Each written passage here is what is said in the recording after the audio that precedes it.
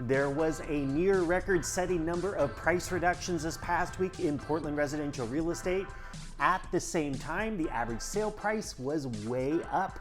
What's going on in Portland metro real estate? Let's get into the numbers.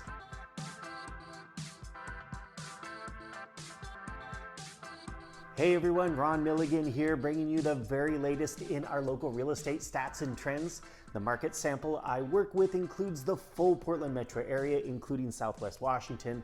Of course, some areas and neighborhoods are doing better than others.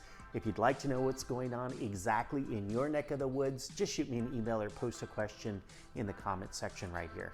Sale prices have been gaining steam for the last 3 weeks. You've heard me say it many times that there's a bit of volatility in our week-to-week numbers because we're dealing with a smaller sample of numbers. You can see that here, how the prices kind of bounce around. We know that the average sale price for the full month of August was down 0.4% compared to August of 2024. Even though the average sale price for the first week in September came in a whopping 4.6 higher than the same time period last year, we still need to watch the next few weeks to see where we land by the end of the month. So far, though, this is a pretty strong start to the month. The number of homes that buyers had to choose from leveled off after the previous week's big drop. It is normal to see the supply of homes dropping this time of year. Buyers had about 19.4% more homes to choose from compared to last year at this time. That's this most recent week. That's an improvement over the 21% more we saw the week before, 25% more the week before that, and the 33% more plus or minus that we had for pretty much the first half of 2025. On to the demand side of the supply and demand equation, buyer demand landed pretty much on par with last year's demand for the same time period. The number of purchase contracts agreed to by buyers and sellers came in a mere 3 lower than last year's number. That's 3 fewer contracts than last year. And that's after about 9 straight weeks of outpacing the buyer demand from 2024. Do you remember last week when I said that we were probably headed for a big jump in the number of price reductions? Well, we got it. Price reductions surged to another near record high after the previous week's reprieve. 1,070 sellers dropped their asking price this past week. That's just shy of our 2025 record high of 1,162 price reductions, which was just about 7 weeks ago.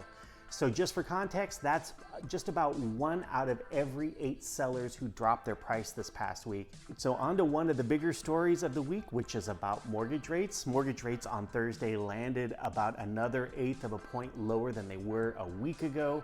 I saw the 30-year fixed advertised on Thursday morning for about 6% with 1 discount point, best case scenario.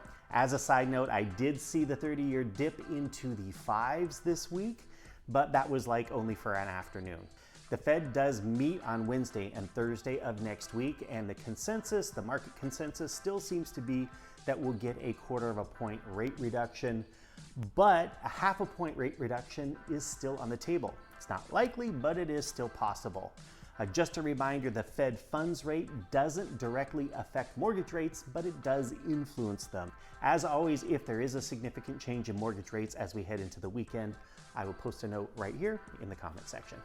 One thing that caught my eye and was a little bit surprising is that we had a big drop in the average number of days that a home spent on the open market before getting that magic offer. That's probably a blip on the radar. It feels more like an anomaly than anything else, but it is a number to keep an eye on over the next couple of weeks. So let's sum up our biggest trends for the week. Prices are up, supply is pretty much flat, demand might be waning, but it's probably a little too early to tell, and mortgage rates are trending down. And there you have it, the biggest trends that we're watching in Portland residential real estate. Thank you so much for joining me this week. I hope that you got something informative and helpful out of the report. Have a fantastic weekend, and I will see you right here next week.